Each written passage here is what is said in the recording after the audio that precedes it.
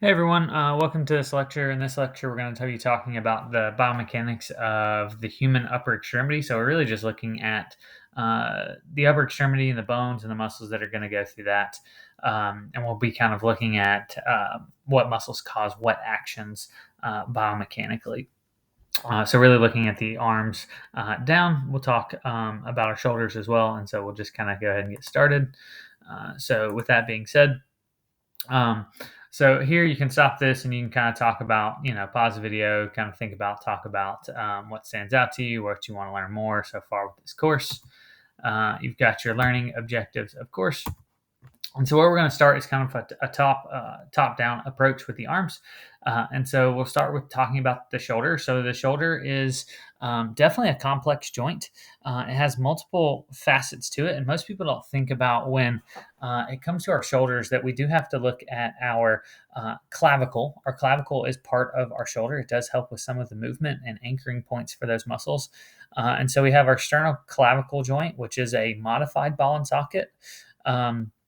And so the socket joint is between the proximal clavicle and the membrium of the sternum, and so it's where our clavicle attached to our sternum.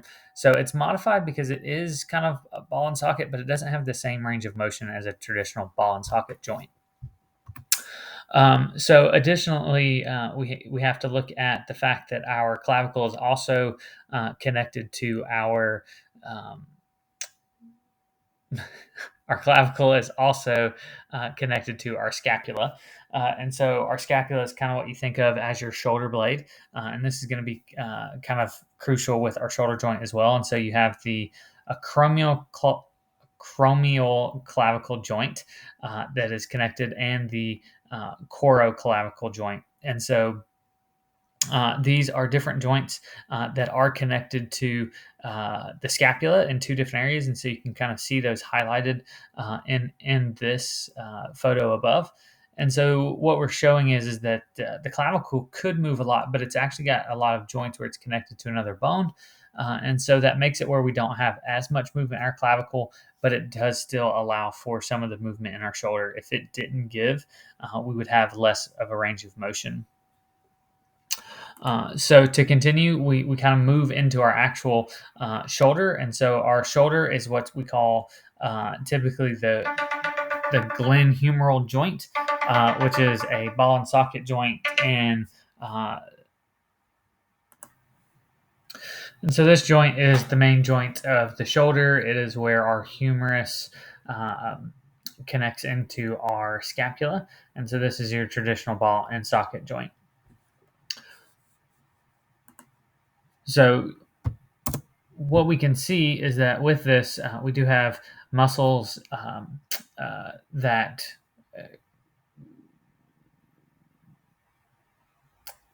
we have muscles that are supporting our movements in different directions. So we're going to break those down a little bit more. And so with our scapular thoracic joint, so this is where we're connecting our scapula to our thoracic, so our rib cage, back, things like that, even the sternum to some extent. We can see that we have different muscles that are helping with elevation of the scapula, depression of that scapula, upward rotation, and downward rotation. So your scapula actually is able to move quite more than what people want to give it credit for. It doesn't have a large range of motion, so it's not going to move a large distance, but it actually moves in quite a number of directions. And so movements of the shoulder complex are actually very organized. They're very rhythmic, and they should work very well where you don't notice them. When there are issues with it, you actually notice them quite they're quite noticeable in that. And so with your scapular humeral rhythm, it's a regular pattern of the scapula and its rotation that accompanies humeral abduction. And really almost any shoulder movement, you have that adjusting of upward and down, pulling in and out of the scapula. And so you can see here, if you really focus on the scapula itself, how that's kind of being pulled down and in or up and out, just to be able to give this rhythmic pattern that we see with our shoulder movement. And so with that, we talk about some major movements of the shoulder. So we have flexion. And so with our glucohumeral joint or our shoulder complex, You have the clavicle clavicular pectoralis major. And so you can see each of these are kind of highlighted in the blue with what we're talking about, the anterior deltoid. And so these muscles are very involved in pulling the scapula um, uh, for flexion. And then for extension, so flexion, kind of think bring your arm in anatomical position, bring your arm up kind of above your head. And extension is more back. You have your sternal pectoralis major, your latissimus dorsi, your trace major. So some major muscles there that are helping with that. If we talk about abduction, we have your middle deltoid and your supraspinatus. So these muscles are helping with that abduction. And so then with adductors, we're having what you're seeing here is some muscles playing a role to get uh, multiple movements because they're very similar in the way that they happen. So you have your latissimus dorsi, your pectoralis major on the sternum, and your trace major again helping with adduction as well. And so you can notice that we can work the same muscles doing different activities because of the movements that are involved. Um, so then you have medial rotation of the humerus. So this is the subscapularis, the trace major, so that they are assisted by other muscles as well. Um, and so it kind of gets into this weird thing about muscles being assisters in some exercises, but the main muscles in other exercises, especially when it comes to these ball and socket joints, they're so complex. And then with your lateral rotation, you have your infraspinatus again and your trace minor, and they're assisted by the deltoid. And it's again because when you're talking about these movements, the shoulder is pretty free range motion with that ball and socket joint, and so a lot of things have to give stability. So then you have horizontal abductors. And so again, you're looking at the pectoralis major, the anterior deltoid, and so on. And so again, these are assisted by things like our biceps. And so we can see how complex some of these movements are. And then you have horizontal abductors. And so you're looking at things like your infraspinatus, your trace minor, your middle and posterior deltoids play a role in this as well. And so all of this kind of starts to get into kind of the loads put on the shoulder and the design of that, the torque that is needed to be created at the shoulder or at each arm segment in order for that to move. And so what we have here is we have an example of two different ways that two positions your arms can be in order to um, two different positions your arms can be in, and then moving that, the force that's going to be needed to move that arm is going to change depending on how that arm is. So option A is someone with their arm extended out by their side. Arm B is having that elbow bent with your humerus pointed out to the side. And so regardless of what happens, the weight stays the same. So the upper arm is going to weigh about 20 newtons. The forearm hand weight in this example is going to weigh 15 newtons. But the moment arm, the distance between kind of the rotation or the fulcrum in this particular instance, the fulcrum being the shoulder where we're going to move it. And then we have the distance or the moment arm of the center of mass for that particular arm segment and that distance away from the fulcrum. So in example A, the 20 newtons is 15 centimeters away, and the forearm center of gravity is going to be 30 centimeters away. And so with this, remember that the further away from the fulcrum it is, the more mechanical advantage it has. And so the more role that it's going to play. Even though the 15 newtons of the forearm is lighter, it's going to play a major role because it is twice the distance away from the fulcrum or the shoulder. And option B, both of these are 15 centimeters away because of that arm coming up. And so what you see is the adjustment in the amount of force needed in order to be able to move your arm in that position. And so when all the math is done, you simply see a reduction almost 50% by just simply moving that arm up and changing where its distance from the moment arm. the distance from the fulcrum. So changing the distance of that moment arm. So these play some critical roles in how people are able to move things and the mechanical advantage they can produce. So then we move down. We move down to the structure of our elbow. So this is the humeral ulnar joint. Is typically what you think of as your elbow. So this is where the ulnar is coming in contact or connected to the humerus. And so it's attached by all kinds of ligaments and tendons are there as well. But sometimes we forget that the lower part of our arm um, uh, is made up of two bones, the ulnar and the radius. So the radius is usually the smaller of the two, and the ulnar makes that direct contact with the humerus and what we think of as the elbow joint, which is a hinged style joint. But we do also have what we call the humeral radial joint, which is where the humerus and the radial bones are joined together. And so this is actually a gliding joint. So they kind of glide over the top of each other. And so this helps with our movement as well, because if that joint didn't have movement in it, it would make it a lot harder to do things like rotate our arm, which we will discuss. So you also then have the radial ulnar joints, because the joints of the radius and the ulnar are actually joined in two places. You've got the distal end, which is towards the wrist. You have the proximal end towards the humerus. And so both of these are pivot joints. And there's also a middle joint when you kind of rotate the arm, and so you have your thumb up, the bones actually cross, and so there's another joint that can be formed there.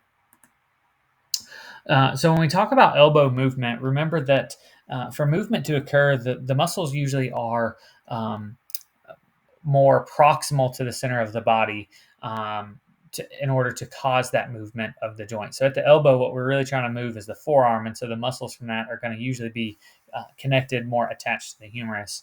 And so for our flexor muscles, so the ones that are going to raise that forearm up, kind of flexing our arms, are going to be our brachialis, our biceps brachii, and our brachioradialis. And so all of these are attached.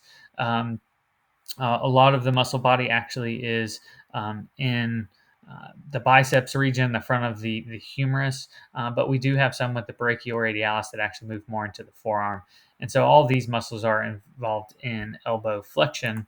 And so extension is the back of the arm. And so you're thinking of your triceps brachii, and then also you do have some assistance from your acromion. And so this is helping with some of the support that is needed when we have joints. We want to support them as well and make sure they're tight. So some of these muscles come into play there as well. So with this, we have pronator muscles. And so the pronator quadratus is going to help with pronation, so kind of rotating that forearm. It's good for that. It moves, if you see it's attached to the radius and the ulna, and helps to kind of turn those as that shortens.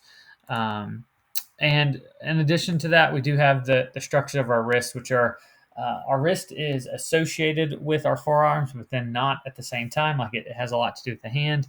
And so there are lots of little bones in our wrists. And so they, like I said, they actually kind of go between the two, because the wrist moves into the hand, but it's also part of that. And so you have different kinds of joints that are there. Most of the wrist action occurs in what we call the conoid articulations, which are kind of right in here. It's this group of bones, and really between the radius and the three carpal bones, which are right in here.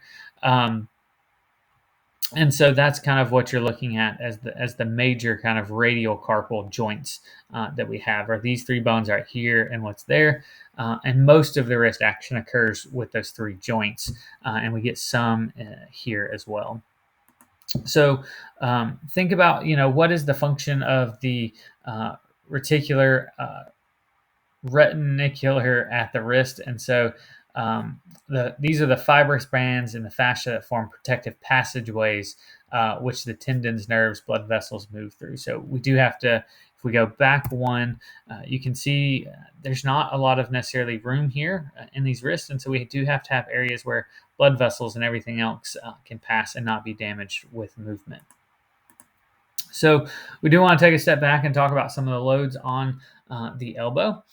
So again, when we're looking at the elbow, we can calculate the force needed as it comes to movement and how much is needed. And so you have to know things like the weight, so the weight of the forearm. And so this can be increased by simply picking up more weights. We can add weight to that forearm, may change the center of mass. And so um, the distance of that moment arm.